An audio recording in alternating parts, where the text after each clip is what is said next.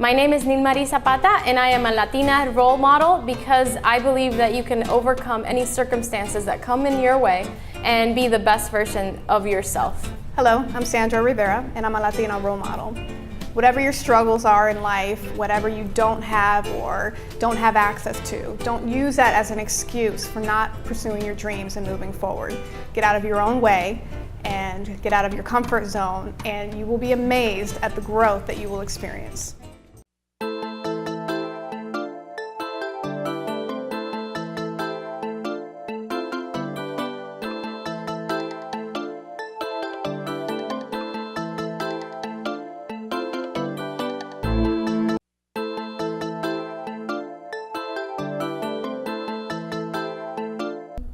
Good evening. Welcome to another edition of EduTV. I am your host, Greg Perkins, and we have our co-host, Miss Angela Morales. Happy holidays, everybody. Okay, Angela and I, again, every time we meet, we try to solve the world's problem as it relates to education, and we want you to chime in. So please send your thoughts about what you can do or what we all can do to improve the education that all students receive. Or even topics that you may want to add to the program. Yep, that is exactly right. Okay, reading the internet today, Florida Department of Education, I saw there was a proposed budget increase proposed by Rick Scott.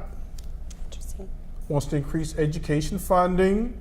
Educators always saying, oh, we don't have enough money. I mean, so what are your thoughts on that? He's proposing to increase, I think it's like $168 per student. So that will go from like $7,200. It's like $7,200 minus $116. Right. So he's saying that he wants to increase funding. How will that impact teachers in the classroom, or will it have any? Well, I mean, I think that any increase in education is certainly needed and is certainly appreciated. The question that I have, and I sat at a meeting a few weeks ago and we kind of looked at a graph as to how money in education has been brought in and then cut back and brought in and cut back. But basically over the years, it kind of has been cut back. And I think that this proposed increase is the highest we've seen within, I want to say, the past 10 years approximately.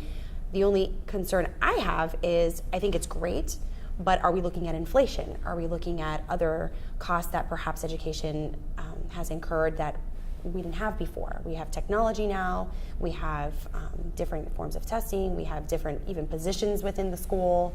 So I mean, is this really going to help with our budget? Yeah, within that, he proposed several of those things. I think he proposed money for STEM education, money for maintenance, money for low-income schools who don't perform well. So I'm going to go at it from a different standpoint.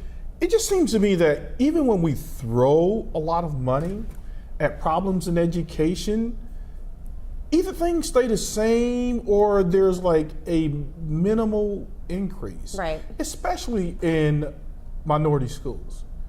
Anyone who can figure that problem out about how to increase scores, because to me, the money's there.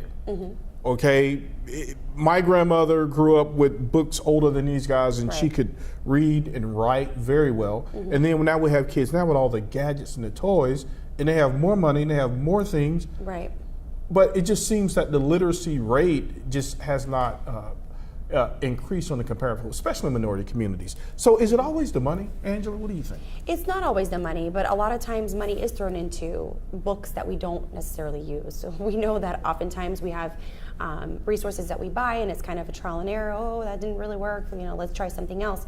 So my fear is that we're going to have all this money, but where's that money going to go to? I would be curious to see a budget and to know where that money would be allocated. In the impact, right? So let's say they did a study and it goes, okay, this year they increased the amount of money this much. However, the scores only went up this much. Right. So I'm a big process person, okay? I just think it's the delivery, the hard work that teachers do, the extra time that you guys put in to actually teach a kid how to learn. What do you think? I think so. Just the past couple years, they gave us debit cards the county gave us debit cards to purchase materials for our school and our classrooms.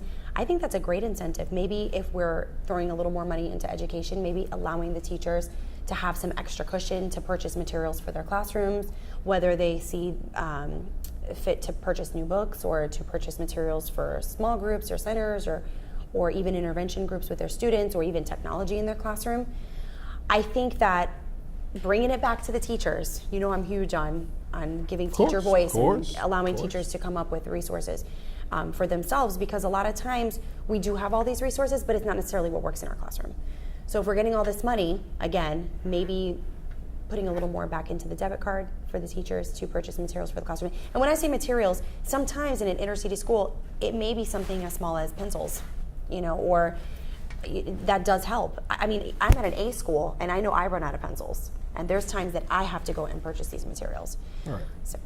But having a pencil really doesn't have anything to do with the child learning how to read, right? No, not necessarily, but if you want a child to learn how to write and you want a child to, essentially reflect on something or work out a problem, maybe a pencil. Yeah. I mean, I'm not saying it has to be a pencil. It could be a dry erase board. Right. But money does help. You need Absolutely. money. I totally get that. But we were talking about maybe having a summit in the spring, because as a minority, I mean, I love all kids. I don't care what color you are. Right. But where we want to get people on a panel and discuss, to say, hey, where is your voice about these low scores and things not being done to help these kids? Because and I know that it's very challenging to get high-paying professional jobs out here if you're not highly skilled, okay? And I'm not talking about just traditional STEM. I'm just talking about the ability to think, right, into problems. Right, and you and I talked about this a little bit before the show. We were talking about how school oftentimes pushes all the students towards this mindset of college, business world. Not every student is cut out for that, or maybe that's not where their interest lies. We have a lot of talented students that can do other things. Maybe, the next Dr. Seuss, the next Walt Disney is in our classroom right now, but because we're focused on training them, for the business world or text evidence-based writing, maybe that's not where their strength is. So, I think when we talk about literacy, we tend to forget that there's so many different things that play a role in literacy. It's not just school. It's your home environment. It's when you were exposed to literacy. Were you reading before the age of 5? Is your family giving you support at home? Those are all factors in student performance. So. Right. So with the help of dedicated teachers and the right amount of money, things can change for kids. And we definitely gonna have to help these kids to master at least basic reading, math, and now they've added science. Well, and I want to come back to science because I read something about STEM that I wanted to talk to you about. But going back to what you were saying is how we can help these kids. Sometimes I really think that parents don't, not that they are not intelligent people, that they don't know, but school has changed. The standards have changed. The strategies have changed. Informing parents is not sending this long newsletter. Right. Sometimes it's just inviting them in. Hey, let's talk. This is like we talk about kids speak, but sometimes we forget that people are just people trying to survive. They're not teachers. I understand teacher talk, but if I talk to you as a teacher, you probably won't understand what I'm saying because it's not people friendly. So maybe just bringing parents and saying, hey, this is what we're doing in layman terms. We are learning. I don't know. And why the kids need to learn. Right. And why they need to learn. Absolutely. I, for example, I send my parents all the time. I send them YouTube links to videos for our math lessons. I send Khan Academy is a great resource. They have tons of videos online, but sometimes parents don't know where to find that. And it's taking that extra time to go on Google, look for these resources. It's hard for teachers to find resources. Imagine parents at home trying to help their child with homework. Yeah, and and I think that's one of the most powerful tools, right? Okay, like people, they use the internet every day. But one of the neatest things about the internet is, if I have a math problem, and I'm not that good at math, right? I literally type in the equation and I will get a written explanation, I will get a video explanation. It's almost like having your personal tutor. Now, I know that the computer in of itself will never substitute for the human touch when it comes to teaching the kid how to learn. But that is a pretty awesome thing, that when you can just literally, whatever question pops into your head, and I don't know if parents know that you can actually use the internet like that. Because a lot of people just mostly use it for like social media, Facebook, Twitter, stuff like that. And the thing is that I was talking to my husband about this actually, because I told him, I said, I think the kids should do more on the computer, and not all the time on the computer, but spend some more time doing some academic games or whatnot. He's like, well, everything's about technology, and he has a point, and there is truth in that. There's a lot of overstimulation. A lot of kids don't play outside now. We see childhood obesity, has risen over the years because kids are in front of a computer and playing video games and watching TV all day. But there are resources. Instead of having them play, I don't know what's out there. Disney Infinity. I don't know, Candy Crush. Candy Crush, whatever's out. I think some of the other games that probably aren't appropriate for some of the kids that play them. But I think maybe using more academic games and promoting those more, and even promoting them as cool. 20 years ago, being a nerd wasn't so cool. Now being a nerd is the thing. Yeah, because these nerds are pretty rich. Yeah, they are. You look at Facebook, he's a nerd, that guy's a billionaire. Bill Gates, a nerd, he's a billionaire. Michael Dell's a nerd, he's a billionaire. The guy who started Facebook. Yep, billionaire. And it's huge.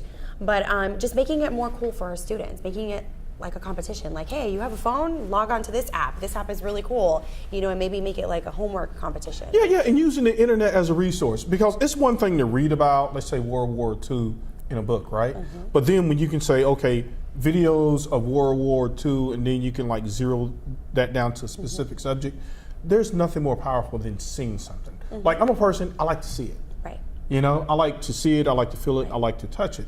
And I think that a lot of parents, maybe they don't know that these internet tools can be used that way. Well, I'll say, and it's not just parents either, it's teachers too. It depends on the resources you're provided with at your school.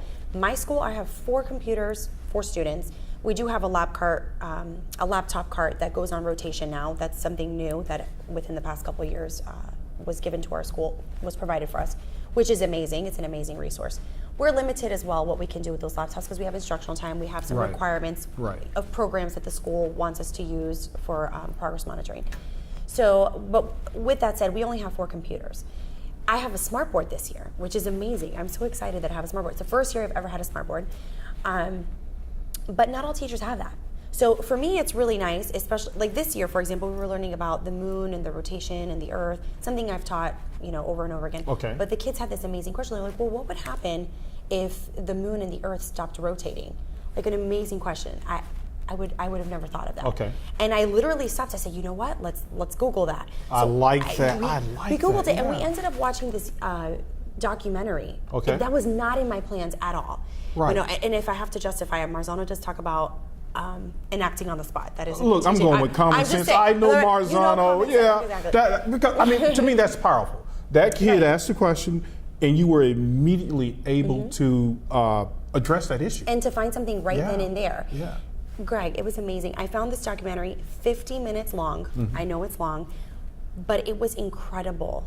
It told them everything that would happen. The discussions were amazing. The questions were amazing. Those kids were able to make a diagram, build a diagram with brads all by themselves, and understand the moon's rotation, how it applied to gravity, how it applied to the tides. And I would like to see that documentary. It was amazing. I learned. Yeah. It's incredible. I guess that's my passion in teaching, is also learning. The fact that, you can learn with. But no, that's great, because a lot of times people say, okay, these teachers, they have all these fabulous smart boards, then what are you going to do with it? Well, that was a perfect example about how you can utilize technology to bring the words to life. Right. Because I think that's way underestimated. So we are on our way to solving some of the problems. So we're going to simplify the teacher language for the parents, right? And then we are going to help them understand how technology is used. So maybe that's what some of this money is going to be used for. I hope so. Yep. Maybe everyone will have a smart board. Stay tuned with us as Angela and I continue to try to solve the world's problems when it comes to education. We'll be right back. I am for the child who's had 7 addresses in a single year because she's in foster care, because her father abused her, and her mother couldn't believe her. She is the child I am for. I am a volunteer child advocate.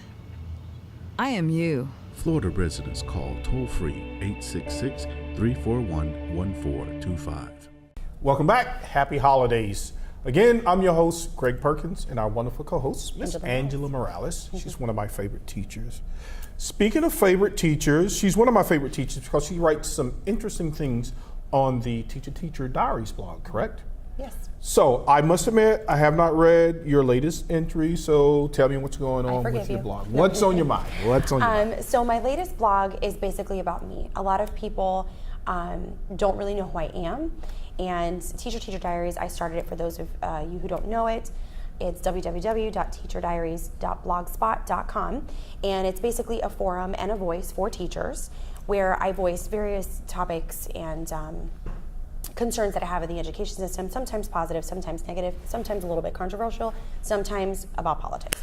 But basically, in a nutshell, the last blog post that I did was all about me and why I started this and why I'm doing this, and just so the amount of emails that I've received across the country of people who are experiencing the same kinds of problems in a classroom in the public school system is just so eye-opening. It became very clear to me when I started this blog that it's not just Orange County Public Schools, it's not just Florida schools, it is literally across our nation that we are seeing these issues in education. Right, and again, I read this stuff all the time, and I think people are starting to listen to the teachers and the parents, not at the rate that you would like, because again, the superintendents have an organization in the state of Florida. They did hear the teachers when they said, you know what, I think some of this testing may be a bit much. Right. And even Pam Stewart, who used to be a former principal and a former teacher. I had the pleasure of meeting her about 2 weeks ago. And I think there was this whole big debate, and I'm trying not to go into the weeds too much, about the NAEP scores. And they're saying, oh, the Florida NAEP scores are down. And we're like, well, you know, our other stuff is up. Right. So just really two different set of standards.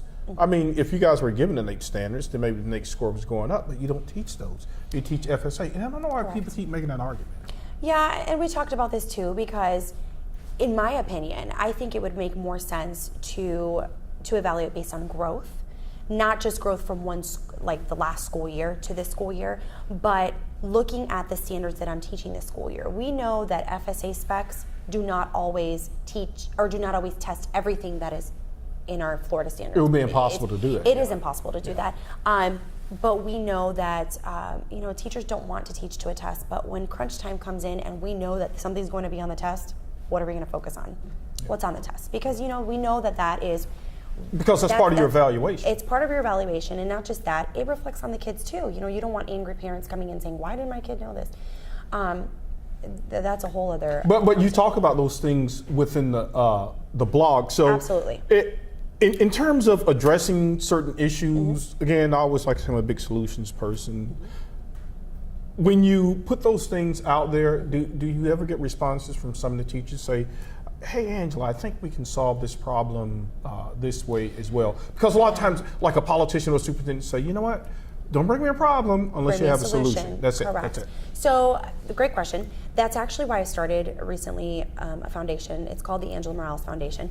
The reason I named it after myself is because I am a real teacher. I wanted to give it some name like, Go Teachers or Teachers for Change or something like that. But what I noticed throughout most of my emails and anonymous responses on my blog is that teachers are fearful. Teachers are afraid, Afraid of what? They're afraid of losing their jobs. You can't fire a teacher for writing a blog. Well, but you can't, and you can. I mean, you can target a teacher. I would never put names and that's illegal. Though. They can't do that either. But see, teachers got to know their rights. Convince a teacher of that, exactly. Right. So this year I am the union representative for my school, and I'm becoming more informed of my rights and informing the teachers. But again, remember I told you parent talk, and just like we do kids speak, parents speak. Yeah. Keep it layman terms. Make it friendly. This contract is this thick. Yeah. No one's going to read that, over coffee and know it like the back of their hand the next day. I'm reading it, I'm dissecting it, and I'm breaking it down for teachers in a friendly language. That sounds like a lot of fun. It's so fun. You know what? You know what's fun about it? I'll be honest with you. Not so much breaking it down. It's so fun, the relationships that I've built with these teachers. I recently went to a conference where I met with a lobbyist. I'm making so many amazing relationships, but what I'm learning is that education is run by politicians. And so my foundation, the goal is to build relationships and inform teachers about what they don't know. Right. You know, they just don't know. Right, because teachers don't realize how much power they actually have, because the teachers are on the forefront. They are in the classroom. They are communicating with the parents. They are teaching the kids. They have a lot of power. And I know most of the teachers, probably 99% of the teachers I know, they are just very sincere people. Right. And they want to do a good job, and they want the kids to learn, and they want to make a difference in their child's life. And you'll put in whatever time that needs to be put in. I put in a crazy amount of hours at work, and people are like, how do you do it? I do it because I'm passionate about it. I love my job. I love my students. You know, I was on Thanksgiving break, and it was amazing. Last night I'm like, oh man, I gotta go back to work. Not back to work and go, you know, I wasn't dreading Right, you wanted to stay teaching. ahead. You wanted to stay ahead. Right, I'm like, oh, you know, back to the real world. But then I walked in, and my students smiled at me. And I told them today, I'm like, you guys, I love you so much. This is why I come to work. You know, everything else is, at the end of the day, is unimportant. My job is to teach these children, to bond with them, to make them better people of tomorrow. Or like that great question that they asked during our last segment when you said, hey, what would happen if the moon and the sun stopped rotating? Absolutely. And then when they see it, they say, oh, you may have inspired the next scientist. It brings tears to my eyes when kids are so engaged and interested in learning.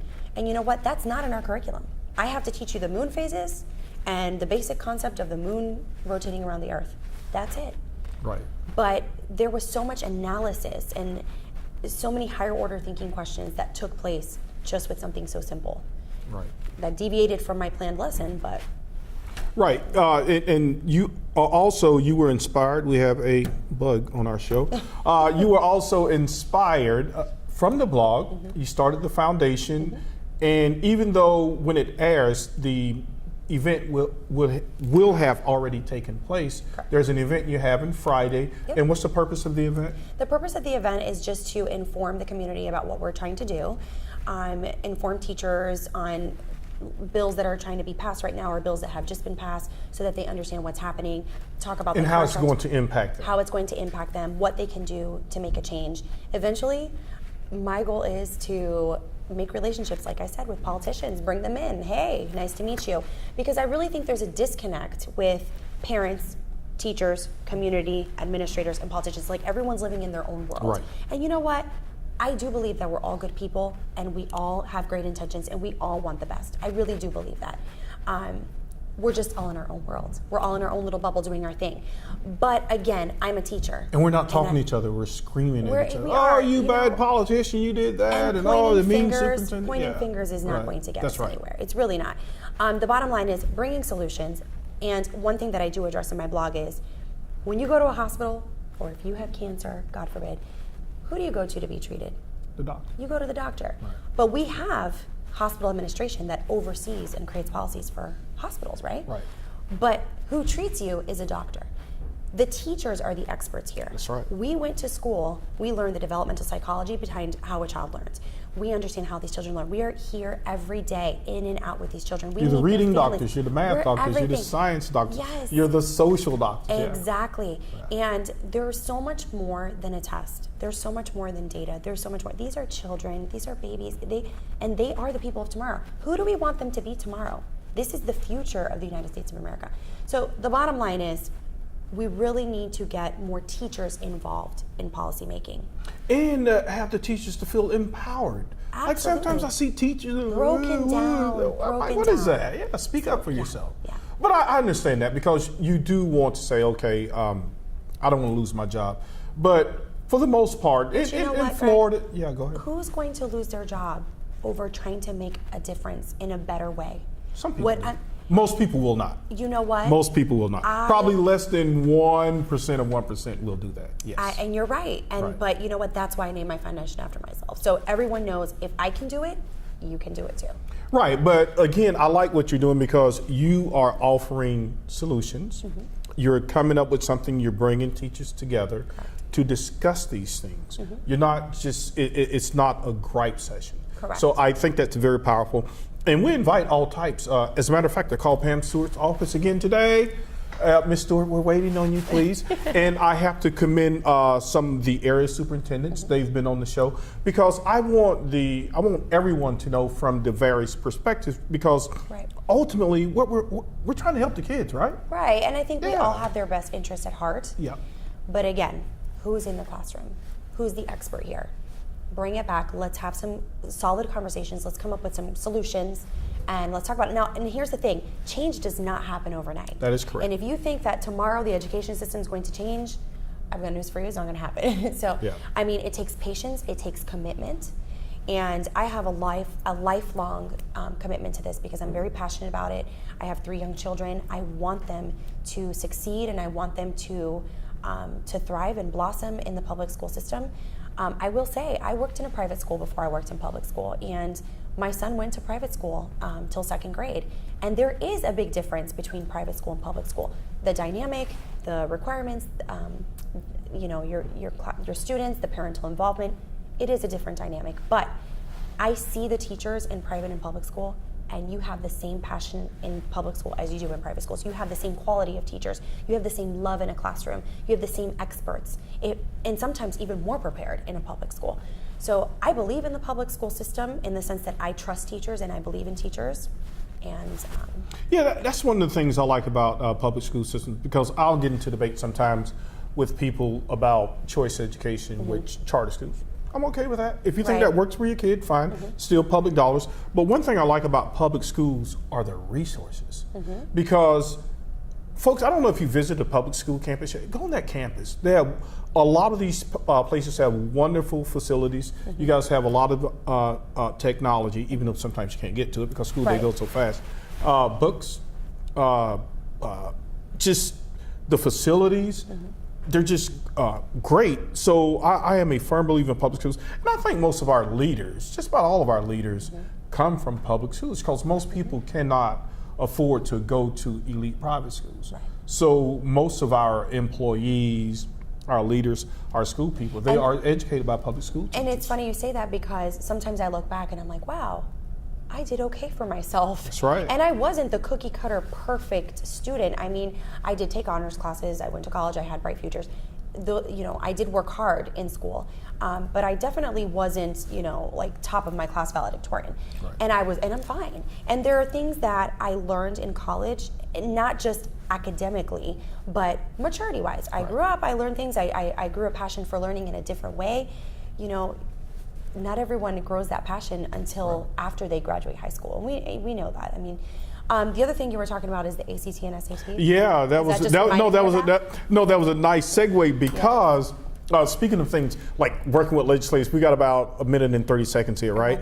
There is a bill that was passed that teachers, if they are at the 80th percentile, we got about 1 minute left now, then they get a $10,000 bonus. What do you think of that? Do you think that if you scored a certain score in your ACT or SAT as a teacher, should you receive a $10,000 bonus simply based on that? My thoughts on this is, anytime any type of money is given away, I always want to know what is being sacrificed in lieu of that. Right. That's all I want to know. Yeah, because they allocated $44 million for this thing. And that sounds wonderful, but where is that $44 million coming from?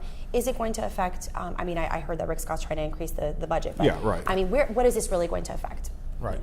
I don't know, but some of those teachers, they are scrambling to get those scores in. Yeah, that's a lot of money, especially it's almost Christmas time, so $10,000 could really come in handy. That's right. Okay, folks, we didn't solve all the world's problems, so that means that you're going to have to join us again next week here at EduTV. Thanks for joining us. I'm your host, Greg Perkins, and Angela Morales. Have a good night.